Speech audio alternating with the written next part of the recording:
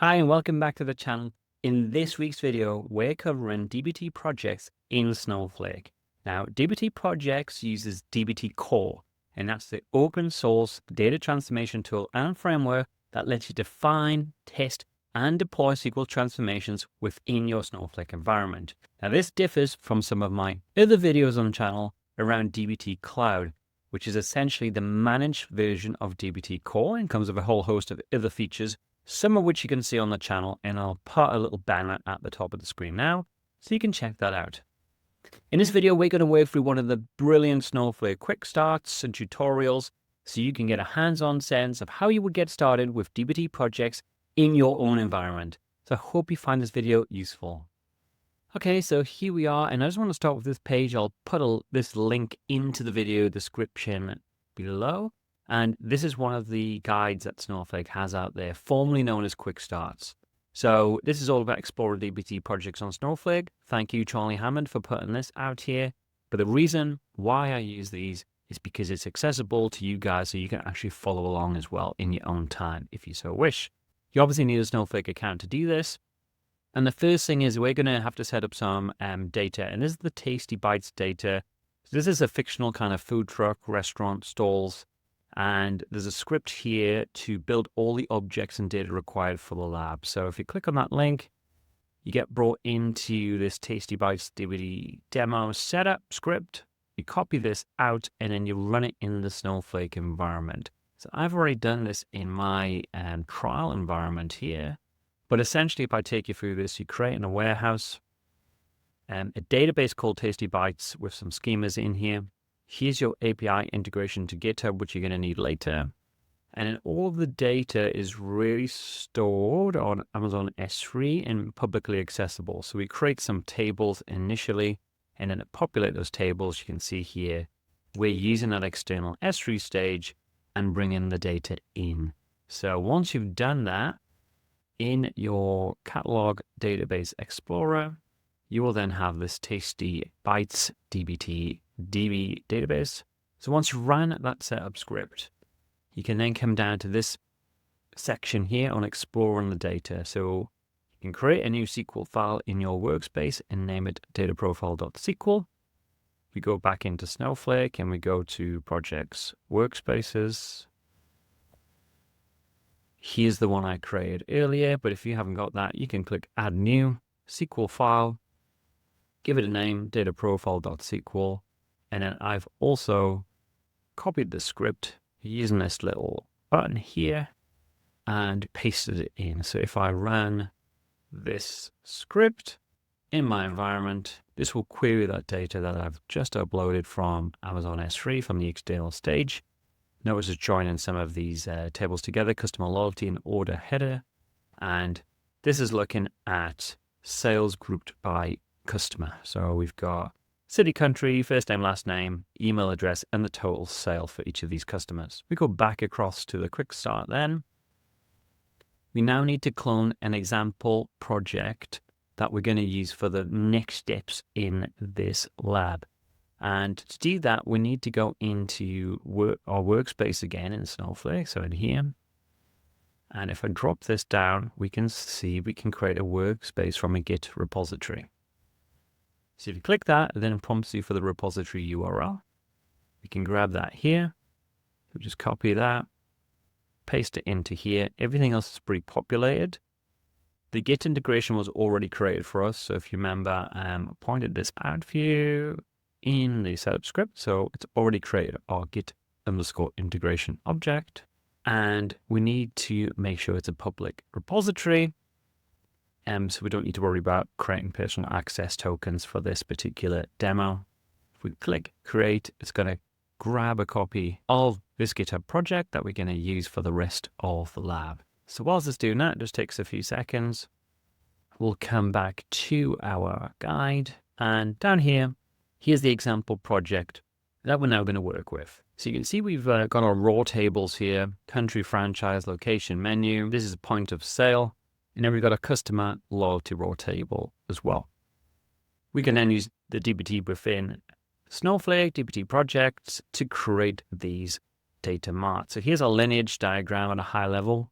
And the raw data includes sales data, truck metadata, customer information. So we're going to transform this by DBT and save the output in a table within Snowflake. So we're going to add a new model. So we'll start by adding a new model here. So it's already written this out for us. And you need to be familiar with some of the concepts of DBT. If you're not, please check out some of my previous videos on DBT Cloud because the syntax will be very similar. But notice here we're referencing some of the raw tables within this SQL CT statement. So with order details, we've got a select statement, and this is the little bit of ginger code of how you would refer to the raw models within your project that you've previously defined. So if we go across into our workspaces, we've now took a copy of that Git repository. And if you're familiar with DBT, you might recognize some of these default folder names that we have already here. We're going to create the sales_data by truck.sql in our location here, Tasty Bytes DBT demo models marts. So if we go into here, models marts, if we click the plus SQL file, we'll go and just grab the name of it to save me typing it in. Make sure that you don't have the SQL on there twice. Then we can grab the code, paste it in there. And notice when you do that, you get this little A here. It's showing that this file has been appended to the original project. Now, with this being a public project, it's read-only, and there's not a lot that we can do in terms of checking this back in without creating our own project ourselves. So it's going to stay like this and just show it's appending to the project for now. So now the guide mentions a little bit about the profiles.yml file, which is in the DBT project. Every single DBT project needs to have a profiles.yml file, and that specifies environment-specific objects such as the target warehouse, the database schema, and the role in Snowflake you're going to use for the project. And so when you run DBT commands, it will use the data in this profile. So you can see in here, it's pre-populated for us, and it has the two different schemas I showed you earlier, dev and prod. We've got our database name and our warehouse based upon the objects that we created earlier. So now we can run DBT compile. Essentially, this brings the whole project together and checks it all can run okay. It checks all of the code, all of the objects, and make sure you've got no errors. So if we go back into here, we can then click compile at the top, and off it goes and takes everything to do with our DBT project here and brings it all together. And if you want to know exactly what DBT compile does, by all means, check out my DBT Accelerator course that I've got, which takes you through all of the advanced materializations, all of the environments, how to run CI/CD, and everything else that you need to know to get up to speed with the fundamentals on DBT. There's a link in the video description below. Okay, so this is now completed. It's found 12 models. It's got 50 data tests in there. We'll take a look at those in a second. 8 sources and quite a few macros. And it says the command execution is now finished. Okay, so back to our guide. And now you can see on here that the button has actually moved. So even though this guide wasn't produced that long ago, already the Snowsight web UI looks different. So where we've got deploy and DAG up here. If you're looking for it and you can't find it, well, DAG is now down here. So we zoom out. We can see our full lineage. And we can see we've got our orders model here and everything else that's based upon it with our raw tables. We can also, if we scroll down, sales data by truck, which is the one that we've just added, is here. So you can get a view of how your data is flowing within your DBT project, all within your Snowsight web UI. The next thing we're going to do is run a DBT run command. And this is going to actually build our project and pull all of the data through, apply the transformations, and actually materialize that data within tables on our Snowflake environment. So this may take a minute or two to run in your environment, but once it's ran, we can then go to our Database Explorer and check our tables, and we should have transformed data in there. Okay, so that took quite a few minutes to run, and it's now finished successfully. So it says completed successfully. Past 12, no warnings, no errors, no skips. We've got 4 table models completed. These are 4 table models here in this particular project within the marts folder. So now if we want to check if it's actually populated our tables, we go into our database explorer. We expand our Tasty Bytes DBT database. We go into the dev schema because that's what we were running under. You can see we've got our 4 tables here. If we click on the sales data by truck, which is the one that we created, we look at the data preview. Well, there you go. That's all populated for us. And same with orders, 693.7 million records. If we go back to our workspace and look at orders here, and let me just move this out of the way. So here's the query that it's actually running with the Ginger functions in here that I mentioned earlier. So it's referencing all these raw tables, order detail, order header, etc. We can actually now click the view compiled SQL here. This will show you what DBT is converting that code into. So it replaces the Ginger functions with the actual table names, and notice that it knows what environment that we're in. So it's created the fully qualified object name of our database in our dev schema in there.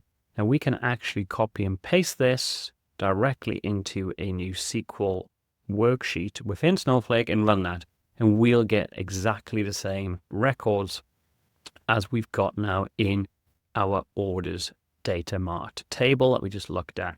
I'm not going to do that right now because it takes quite a few minutes to run given the amount of records, but just a little tip to point out if you're not familiar with how this works. That's a small insight into that. The next part of the guide requires you to have a fully functioning version of Snowflake. And what I mean by that is not a trial. Because for this, there's a command called DBT deps. And what this does, it allows you to bring in other models and macros. And without getting too detailed around this, other developers and third parties can create modules that you can import into your DBT projects, and you can leverage that functionality within your own environment. This requires external access integration, however, because it needs to go off to the internet, download those packages, and put them within your DBT project. Trial accounts, though, don't support this, so you're not going to be able to do this and create these network rules and so on to get access to the internet. However, it doesn't stop us progressing with the rest of this, but just don't try this if you're on a trial account because it won't work. But if I just talk you through this briefly, it creates a network rule so we can get out to the GitHub environment where these packages are stored, and it allows us then to create that network rule to be able to get these particular packages in here. These allow us to run certain tests, which I'll show you in a second, and create DBT semantic views within our Snowflake environment. So by all means, have a look through this. Now, if you're able to run that because you're using a fully functioning environment within this location, models staging sources.yml. So let's go into there. So models staging sources.yml. Now in here, we can see we've got some data tests in here. Now these are standard data tests out of the box with DBT where you can check for not nulls, etc. But in here, you will see some commented out tests. So here we've got an accepted range, but notice it uses dbt_utils, and that is one of the packages that you need to import into your project before you can use it. Otherwise, you will get an error when you try to compile or run your DBT project, and that's why these are currently commented out. So if you are able to bring that into your environment, you can uncomment these particular tests, and you can run these tests as part of your DBT process. And so this is checking if certain expressions are true. So we're checking that there's no timestamps in the future. And here we're checking for this particular column pre-tax order amount, we're checking that it's within this accepted range 0 to 10. And so that allows you to add additional functionality by running DBT deps in your environment. You can also then build a semantic view. So the semantic view package, if we're able to put it in there, allows you to build semantic views from these DBT models in this way. Again, I can't run it on my trial environment, and you might not be able to either. So I won't spend ages on this. Other than the fact to say, like, if you're interested, definitely dive into some of this and run this code and see what it produces for you. So now we've got our project, we've run it in our dev environment, we're happy it ran successfully. Now we need to deploy it. So what we need to do is go into Snowflake, back into our DBT project within our workspaces environment. And up here, I can click deploy DBT project. So I'm going to drop this down. I'm going to click raw for the schema. I'm going to create DBT project, and I'm just going to call it DBT project. There's your optional run DBT deps command as well. So you can actually specify this to run as part of your deployment if you so wish. Deployment is now started. So now we can say that our DBT project has been successfully created. If we were running this for real, we would look at all our changes on here and we would be able to push it back to our main branch, because now we've deployed it into production. We want to keep our branch up to date. Because we're using a public repository, it's read only, so we can't necessarily do anything additional here. But again, worth pointing out if you're looking to do this in a real world environment. So now we've deployed it, we can go to Catalog, Database Explorer, and we go to Raw. We can see now we've got this DBT project, and here's our DBT project. It gives us some details of what this looks like. It gives us our lineage that we saw earlier on, so our DAG, and it gives us a run history. So if we've ever run this in production, it will come up here. Now, if we want to create a schedule for this using tasks, we can click schedules, create schedule. We can give it a name. We can specify schedule, tell it to run in dev or production. And we can also tell if we want to just generate docs or run, which does all of these things below, or just build it or test or whatever we want to do. So you've got quite a lot of flexibility. You can also pass in additional flags in here. So for example, if you want to do a full refresh versus an incremental refresh, depending on your needs for that particular environment and schedule, you could have multiple schedules in here doing different things for different environments. So that's how you would set up a schedule. You can also go in here and just click execute. So I want to run this in dev. If I click run, that will start a run. And I can flick over to the view history. And so you can see on this page, my status is running. It's got the duration in here. I can refresh that again.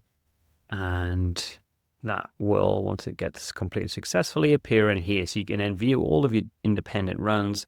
And so it gives you visibility and observability over your DBT projects running within Snowflake, all again within Snowsight.